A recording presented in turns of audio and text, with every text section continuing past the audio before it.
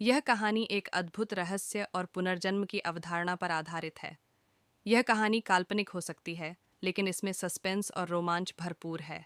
आइए इसे विस्तार से जानें। एक अनोखा पुनर्जन्म 3000 साल पहले भारत के एक छोटे से गांव में एक महिला मिश्रा नामक परिवार में जन्मी। उसका नाम साध्वी था। वह एक ज्ञानी और आध्यात्मिक महिला थी, जिसने अपनी युवा अवस्था में ही ध्यान और योग के माध्यम से जीवन के गूढ़ रहस्यों को समझना शुरू कर दिया था। साध्वी को ऐसा महसूस हुआ कि उसकी मृत्यु प्राकृतिक नहीं होगी, बल्कि उसे एक षड्यंत्र के तहत मार दिया जाएगा। उसे महसूस होने लगा था कि हो ना कोई मेरे जीवन को नष्ट करने वाला है, और उसे समय तक पता लग जाता है। इसके बारे में वह अपने माता पिता को भी बताती है, लेकिन माता पिता कहते हैं कि ऐसा आपको वैसे ही लग रहा है, बेटा तुम चिंता मत करो, और वह उसकी बात को अनसुना कर देते हैं। और उसके बाद वाकई में जो हुआ, जिसकी उसके घर वालों को उम्मीद नहीं थी, और साध्वी इस दुनिया से चली जाती है और उसे षड्यंत्र का शिकार हो जाती है, जिसका उसे अंदेशा हो गया था। मृत्यु का रहस्य।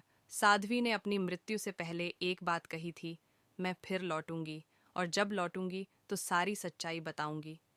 कुछ समय बाद गांव में एक रहस्यमय तरीके से साध्वी की मृत्यु हो गई।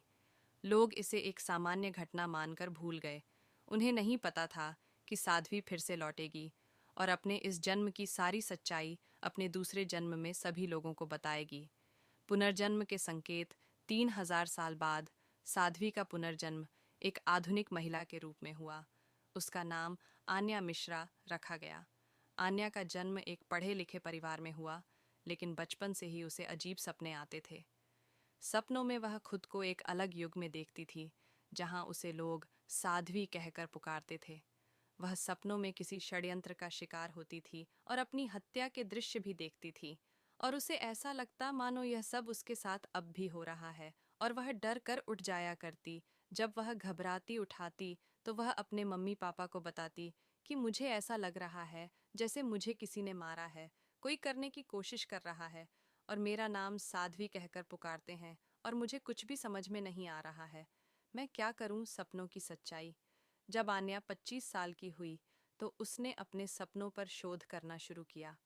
वह प्राचीन ग्रंथों और इतिहास की किताबें पढ़ने लगी। उसने पाया कि उसके सपनों की घटनाएं वास्तव में 3000 साल पहले हुई थीं। उसने खुद के साथ घटी घटनाओं को धीरे धीरे याद करना शुरू किया, और अब उसे सब कुछ याद आने लगता है जब सभी ग को वह पढ़ती है। और अपने साथ हुई उसे सपने में जो भी कुछ उसके साथ हुआ, उसे सबको महसूस करती है और सबका मिलन करती है। तो उसे अब पक्का हो जाता है कि 3000 साल पहले उसके साथ किसी ने षड्यंत्र रचकर उसे इस दुनिया से दूर किया था। सच्चाई का खुलासा। आन्या ने यह समझा कि उसे अपने पिछले जन्म की सच्चाई बताने के लिए इस जन्म में भेजा गया है। उसने एक किताब लिखी जिसका नाम था 3000 साल का सफ़र। इस किताब में उसने बताया कि कैसे उस समय के राजा और उनके मंत्रियों ने उसे मारने की साजिश रची थी, क्योंकि वह उनकी भ्रष्ट योजनाओं को उजागर करने वाली थी। राजा और मंत्री अब यह जान चुके थे कि अब यह किसी के भी कहने पर नहीं रुकेगी, इसीलिए उन्होंने मेरे साथ षड्यंत्र रचकर मुझे इस दुनिया से दूर कर दिया। उसने उन्होंने मेरे साथ बहुत अत्याचार किए थे और अपने षड्यंत्र का मुझे शिकार बनाया था। लोगों की प्रतिक्रिया। आन्या की किताब प्रकाशित होते ही पूरे देश में टहलका मच गया। लोग यह जानकर हैरान थे कि 3000 साल पुरानी घटनाएं अब सामने आ रही थीं।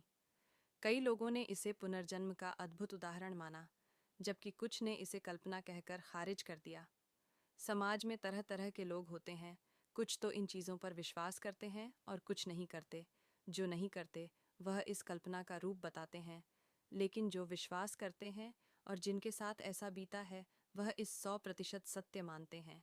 इस कहानी को जिसने भी इस किताब को पढ़ा है, वह बहुत हैरान रह गया है कि क्या 3000 साल पहले की महिला इस साल में जन्म ले सकती है। अंतिम रहस्य। आन्या ने एक साक्षात्कार में कहा, मैं यहाँ सिर्फ सच्चाई बताने आई थी, अब मेरा उद्देश्य पूरा हुआ। कुछ ही महीनों बाद आन्या अचानक गायब हो गई। कोई नहीं जान पाया कि वह कहाँ गई। आज तक उनका कोई भी पता नहीं चल पाया है।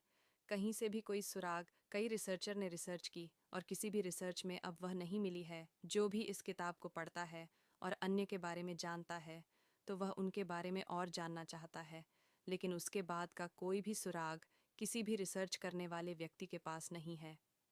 कहानी का संदेश: यह कहानी सिखाती है कि सच्चाई हमेशा सामने आती है, चाहे वह कितनी भी पुरानी क्यों न हो।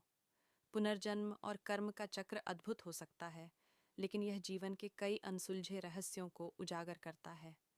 ऐसी कहानियों को सुनकर हमें महसूस होता है और विश्वास करने का मन करता है कि हमें अपने जीवन में हमेशा अच्छे काम करने चाहिए और अपने कार्यों को बहुत ही ईमानदारी से करना चाहिए। लोगों के साथ सद्भावना रखनी चाहिए, क्योंकि यह जीवन का चक्र है। यह निरंतर चलता रहता है, यह कभी भी नहीं रुकता है। वीडियो अगर अच्छा लगा है तो हमारे चैनल को सब्सक्राइब करें और वीडियो को लाइक और शेयर ज़रूर करें। आपका लाइक और शेयर से हमें मोटिवेशन मिलता है और ऐसी ही अच्छी कहानियाँ हम आपके सामने लाने में सक्षम हो पाते हैं। तब तक खुश रहे, आवाज़ रहे, अपना और अपने परिवार का ख्याल रखें। जय हिंद, जय भारत।